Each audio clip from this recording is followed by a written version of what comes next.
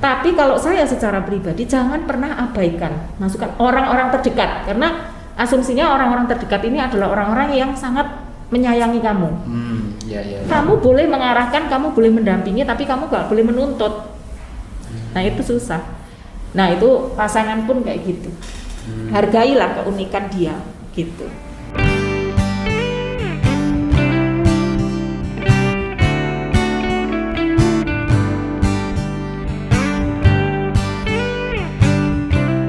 Sebelum ini ya, tadi kan kita membicarakan konflik dengan orang lain. Nah, orangnya ini Bu,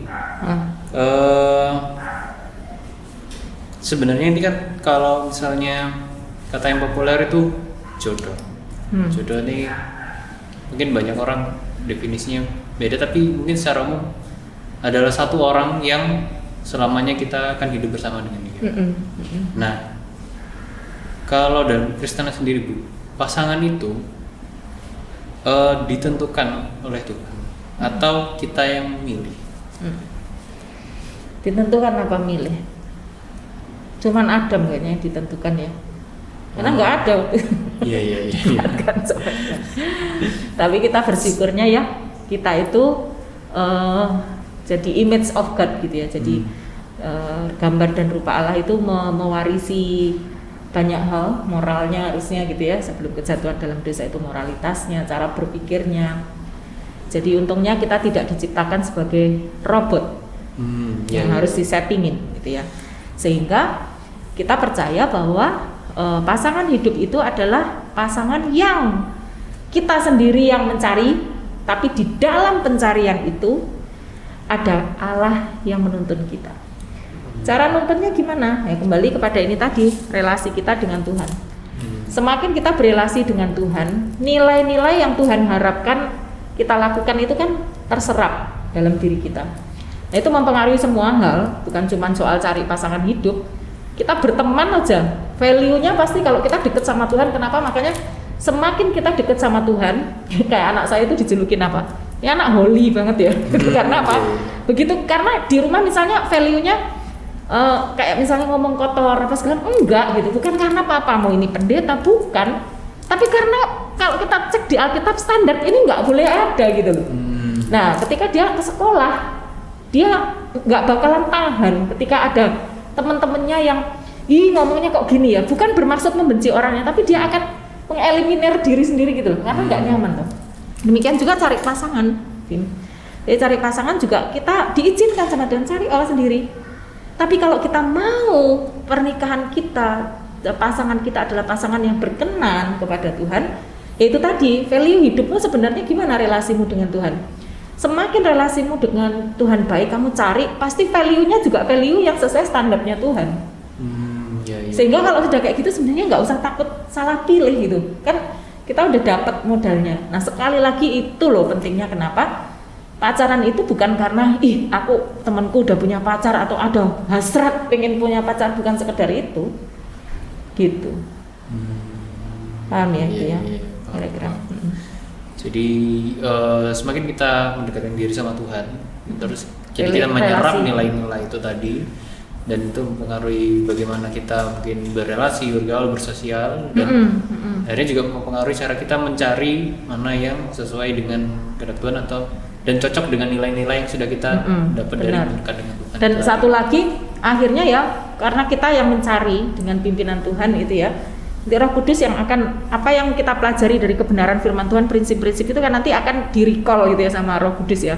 Sehingga ketika kita ketemu dengan seseorang, nah untuk bisa ketemu dengan pilihan yang lebih objektif gitu, makanya kita tidak boleh menjauhkan dari komunitas-komunitas yang sewarna gitu loh. Jadi kalau kita value-nya seperti ini ya cari komunitas yang seperti itu. Nanti dari komunitas besar, dari pertemanan kan akan kelihatan kayaknya mengerucut ke sini kayak gitu loh. Kan begitu pengalamannya Bim. Iya benar sekali. Gitu.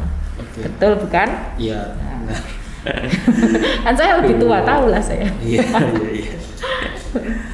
Oke, berarti itu ya Bu ya. Apa namanya? Dari circle itu tadi ya. Terus kemudian mengerucut gitu. Ya, karena tadi juga kita dituntun sama Roh Kudus juga. Pasti. Mungkin ini Bu, untuk apa namanya secara apa ya, point by point untuk mengetahui berarti apa namanya harus sesuai dengan nilainya kita itu yang terutama ya, sesuai dengan nilai yang kita tadi setelah mendekat dengan Tuhan itu tadi. Itu otomatis loh Bim. Jadi maksudnya itu tadi ya, value yang kita punya itu otomatis. Jadi misalnya ya, saya itu bahkan ada yang pernah ngomong gini, loh kok suamimu itu mirip banget ya sama kakakmu. Jadi kalau di kampus dulu itu kakakku datang, kan kita di asrama, yang dipanggil bukan aku sama temanku, suamiku, ini kakakmu datang gitu, padahal saya masih pacaran. Mirip banget gitu. Saya pikir-pikir apa karena saya pacaran sama dia kakakku jadi lebih mirip atau dia lebih mirip? Enggak, tanpa sadar karena saya ini deket sekali dengan kakakku ini, bahkan sampai fisik pun tanpa sadar gitu loh. Tanpa sadar, ih kayaknya radarku ini nyari yang tipe-tipe kayak gini gitu loh. Lalu sifatnya ya, lihat suamiku ini sifatnya persis sama bapakku gitu. Jadi orang yang nggak pernah rewel, makan apa adanya, nggak pernah request, boro-boro mengkritik ya, request aja nggak pernah. Itu bapakku banget. Nah aku ini deket banget sama bapakku. Nah ini otomatis sebenarnya, bukan gini loh. Aku hadir cari pasangan harus gini. Keharusan itu nggak ada di luar, tapi sudah kayak di dalam gitu yang otomatis kayak sudah jadi sense gitu loh. Jadi kayak ini kayak karena aku di sini sudah terbentuk seperti ini, otomatis aku akan nyamannya dengan orang-orang tipe gini. Kadang-kadang orang bisa gini, kamu kok nggak mau sama dia lo cantik gini. Akhirnya kita tidak menganggap bahwa bukan itu. Kita sendiri nggak bisa jelasin gitu. Dan itu pentingnya kenapa misalnya kalau kita deketin seseorang ya, value yang di dalam keluarga kita itu yang biasanya akan sangat berpengaruh. Biasanya gitu. Nah kalau ini semakin berbeda nggak sama, nah itu juga harus diwaspadai. Gitu. Kalau gitu Bu, itu tadi dari nilai-nilai yang kita miliki ya. Kalau dari orang-orang di sekitar kita Bu, kira-kira sejauh mana orang-orang di sekitar kita mengaruhi pertimbangan kita? Jadi kadang ya ada istilah ini ya, cinta itu buta gitu. Bucin gitu ya. Ya, budak jadi cinta. Kadang kalau sudah jatuh cinta itu semua kayak rasa coklat gitu ya. Iya. Gitu ya. Nah, dalam hal tertentu memang seperti itu sih. Jadi karena kalau orang sedang seneng itu, pokoknya semuanya itu bedes pun jadi the best gitu loh. Jadi kayak bedes pun itu terlihat the best gitu ya. Nah, pertimbangan saya selalu ajarkan anak-anak saya gini, kalau ada pertimbangan dari luar, jangan suudzon gitu loh, jangan berpikiran negatif. Ya anggaplah hargai itu sebagai kesempatan satu. Setidaknya orang itu care sama kamu. Meskipun kadang ya bukan care tapi julid gitu ya bisa jadi ya, tapi anggaplah itu. Yang kedua, siapa tahu memang Tuhan itu berbicara lewat orang-orang terdekatmu ini. Apalagi kalau pertimbangan itu dari orang tuamu. Itu bukan karena orang tua itu malati ya, bikin nanti kualat, bukan itu gitu konsepnya. Tapi kita tahu bahwa orang tua kita setidak sempurnanya mereka itu kan waktunya Tuhan di dunia. Pertimbangan mereka itu harus kita dengar. Kalaupun opininya tidak sama dengan kita, pakailah kesempatan untuk mendiskusikannya, memberi pertanyaan kenapa kok beropini seperti ini. Sangat mungkin opininya karena pertimbangan terlalu subjektif ya, kita mengoreksi dengan cara yang santun gitu. Tapi kalau saya secara pribadi jangan pernah abaikan masukan orang-orang terdekat, karena asumsinya orang-orang terdekat ini adalah orang-orang yang sangat menyayangi kamu. Ya. Jadi meskipun kita punya anggapan enggak ini semua orang ngomong gini salah, padahal ini, jangan abaikan itu pertimbangan orang terdekat, karena orang terdekat ini orang yang kenal kamu, orang yang terdekat ini orang yang sayang sama kamu, yang peduli sama kamu, dan siapa tahu memang Tuhan pakai mereka untuk menyatakan sesuatu. Apa salahnya sih kita membuka diri? Cuman memang ya itu, kalau sudah sedang jatuh cinta, sedang bucin, itu tuh susah dibilangin. Nah untuk para yang masih muda-muda perlulah punya komunitas untuk ketersalingan ini supaya kita tidak ngawur gitu, sehingga kita tetap bisa menjalani peran kita berpacaran itu dengan baik, tetap mempertimbangkan masukan-masukan yang baik. Ya. Ini saya kepikiran juga ini, kalau misalnya ini kan dalam berpacaran atau dalam berrelasi itu kan kita apa namanya tadi dari berkonflik, dari beradaptasi menjadi pribadi yang lebih baik. Nah, ketika ada hal seperti itu berpikir bahwa nantinya pasangan kita akan jadi lebih baik setelah melalui proses adaptasi itu sebenarnya wajar atau enggak? Karena mungkin ada yang seperti ini, kasusnya ketika kita ya orang yang care sama teman kita, kita menasihati teman kita, itu seperti laki-laki atau perempuan itu sebenarnya nggak baik buat kamu. Terus habis itu dia bilang nanti seiring berjalannya waktu dia bisa berubah gitu. Nah, kalau menurut Bu Hana itu seperti apa, Bu, untuk hal seperti itu? Kalau pikiran itu berangkat dari pikiran yang spekulatif, jangan coba-coba deh gitu. Nah, atau termasuk misalnya gini, tak apa-apa lah pacaran dengan yang enggak, ini nanti aku akan memenangkan dia gitu. Aku akan menginjili dia sangat gitu. familiar sekali gitu. Iya. Itu apa ya, itu spekulatif sekali. Emang siapa yang bisa menjadi boro-boro menjadi tuan atas orang lain gitu, menjadi tuan atas dirimu sendiri aja kamu belum tentu berhasil gitu. Jadi kalau pertimbangan-pertimbangan seperti itu lebih baik dijauhkan gitu, lebih baik yang realistis gitu ya. Jadi itu yang kemudian yang kedua, kita mengharapkan pasangan kita menjadi lebih, pasti semuanya pasangan kita pun pengen menginginkan kita lebih baik. Cuman yang harus diwaspadai adalah menjadi lebih baik menurut standar siapa. Kalau itu menjadi lebih baik menurut standar saya, jangan-jangan itu tadi sebuah tuntutan.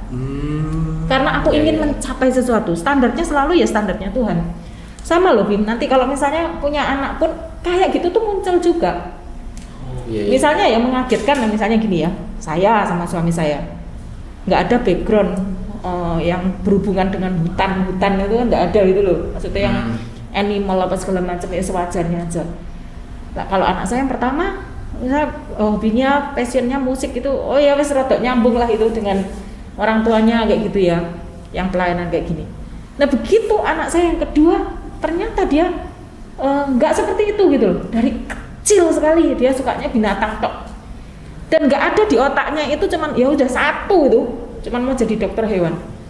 Saya sebagai orang tua yang nggak paham dokter hewan apa, jujur kadang juga melihat gitu, lah ini apa prospeknya ke depan itu apa gitu, tanpa sadar saya pingin ya yang lebih baik menurut siapa? Kan menurut saya, menurut apanya?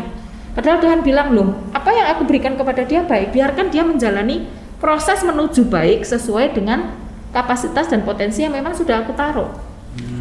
Sehingga kamu boleh mengarahkan, kamu boleh mendampingi, tapi kamu gak boleh menuntut. Nah itu susah. Nah itu pasangan pun kayak gitu. Hargailah keunikan dia gitu.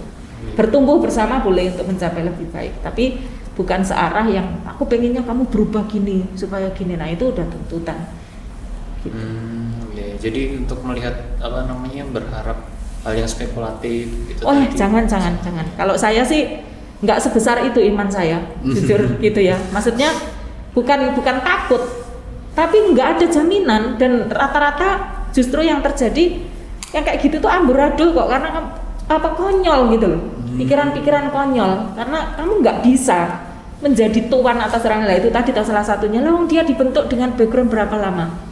Siapa kamu yang mau merubah itu? Kalau mau merubah ya biarkan dia yang memang mau berubah bersama dengan Tuhan kayak gitu. Gitu kan? Jadi jangan mengharapkan manusia. Jangan spekulatif. Apalagi dalam sebuah relasi, apalagi nanti kan akan gini, siapa yang memberi jaminan kayak gitu? Nggak bisa. Tuhan Yesus aja bersama dengan murid-murid, siapa yang menjamin murid-muridnya setia semua? Enggak juga kan? Padahal udah sehari-hari sama Tuhan Yesus loh. Itu kelasnya Tuhan Yesus kayak gitu. Gitu. Mantap sekali. Ya.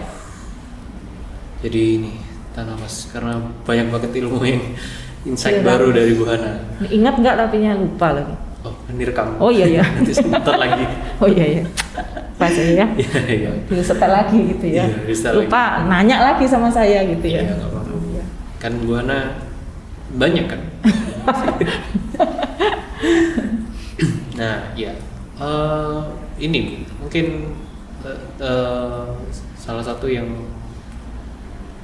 mungkin populer atau kurang populer, saya kurang tahu, tapi apa itu? Ini tadi mungkin secara secara kualitas, tapi secara fisik. Jadi mungkin ketika sudah berpacaran itu kita udah memutuskan akan berkomitmen. Kemudian selidik, kita tahu kalau ternyata pasangan kita memiliki penyakit bawaan. Nah itu bisa jadi pertimbangan kah dan seperti apa gitu. Kadang beberapa orang mungkin ada concernnya di situ. Itu realitas Bim. Kalau saya sih menganut asas jujur aja di hadapan Tuhan. Misalnya saya keberatannya apa, saya membiasakan diri saya apapun itu ya. Saya kalau ada yang nggak nyaman apapun itu, saya ngomong kok sama Tuhan. Karena saya tahu Tuhan nggak bakalan marah kalau saya ngomong. Tuhan tahu segi kemanusiaan saya gitu ya. Nah kalau hal itu terjadi dalam sebuah relasi gitu ya, kita ternyata orang ini kayak gini, ya ngomong sama Tuhan. Tuhan aku kok sedih ya, kecewa ya Bu ya. Kok orang itu kayak gini, ya ngomong. Kayak semacam tanya gitu, apa yang mengganggu kamu apa? Kayak Tuhan tanya gitu ya. Ya aku terganggu karena nanti kalau seperti ini akan seperti ini. Ngomong aja sama Tuhan. Lalu setelah itu ngomong sama Tuhan itu untuk benar-benar sebenarnya belajar jujur kan. Keberatanku apa? Lah kalau kita keberatan ya jangan pura-pura nggak berat. Gitu loh. Ngomong aja sama Tuhan. Tuhan juga sekali lagi Roh Kudus itu akan menuntun kita untuk mengambil langkah-langkah yang sesuai dengan kehendaknya gitu. Ketika kita merasa Tuhan ini susah, Tuhan Yesus saja begitu kok. Ketika dia tahu bahwa dia akan disalib, dia ngapain? Ya dia datang di Taman Getsemani, dia ngomong apa? Please lah Tuhan kalau boleh ini ya, ini lalulah dariku. Dia sangat jujur gitu. Apakah dia menghendaki itu dari segi kemanusiaannya? Enggak. Tapi akhirnya karena dia relate gitu ya, connect sama Tuhan, ngomong semuanya, akhirnya ya dia sambil melihat Bapaknya ya dia tahu, tapi kalau ini Tuhan yang jadi kehendakmu, ya aku akan mau minum ini kalau aku harus meminumnya. Tentu saja dengan apa? Tuhan pasti kasih kekuatan. Prinsip yang sama berlaku. Ya kalau kita merasa, iya pasangan aku kok merasa gini, ya ngomong sama Tuhan. Kalau memang Tuhan merasa, iya sih nak ya, ini porsinya terlalu berat untukmu. Pasti ada cara kok dimana kalian bisa menyelesaikan itu. Tanpa harus berpura-pura kuat gitu loh ya. Tapi seandainya memang enggak nak, dalam hal ini aku memang merancang kamu, aku menuntun kalian di sini. Mungkin dalam berbagai hal ada kelemahan. Seperti tokoh-tokoh dalam Alkitab pun dalam hal fisik mereka lemah, tapi aku mau memakai kamu menyatakan kemuliaanku dari sisi yang lain. Nah ini termasuk menyinggung gini ya Bim ya. Itu sebabnya di dalam kekristenan misalnya ya, ketika menikah tidak punya anak misalnya gitu, mungkin di ajaran yang lain, oh ya tidak dapat keturunan, tujuan pernikahan untuk dapat keturunan itu sudah tinggalkan. Kenapa kekristenan tidak seperti itu gitu? Karena bahkan di dalam kondisi kamu punya keturunan, tidak keturunan, namaku itu dipermuliakan enggak gitu. Misalnya ada satu orang yang kemudian ngangkat anak atau Bim, tanya aku, ini gimana ya kak aku ngangkat anak? Ya sudah. Terus begitu dia bilang, kak ini ternyata ada yang tahu kak kalau ini bukan anak kandung, emang masalahnya apa? Saya bilang gitu, dari awal saya bilang, kalau nanti anakku tanya gimana? Jawab aku anaknya siapa? Ya jawab anakmu lah. Tapi kan nggak lahir dari rahimku. Nah itu kan soal lain yang bisa kamu jelaskan dengan sangat-sangat wise gitu. Caranya gimana? Iya, kamu anakku 100%. Tapi karena di rahimnya mama ini pernah ada masalah. Bayangkan kalau kamu dipaksakan lahir lewat rahimnya mama, kamu nggak secantik ini nak. Tuhan pakai cara yang lain. Emang salahnya Tuhan di mana? Salahmu di mana? Kalau ada orang yang ngomong, mama akan berdiri bahwa ini anakku 100%. Tapi kan enggak lewat rahimmu. Ya emang kenapa? Tuhan tahu kok.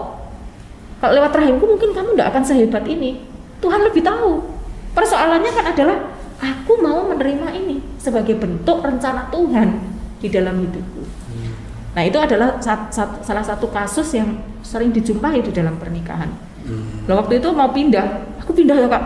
Nah kamu tiap kali orang tahu pindah, lama-lama kamu pindah keluar angkasa loh, ke planet lain kan. Nah nggak bisa menghindari itu. Punyalah ketegasan bahwa nggak apa-apa dalam kondisi ini pun aku mau menelan semuanya karena apa? Ada kemuliaan Allah yang ingin dinyatakan. Akhirnya hidup kita kembali.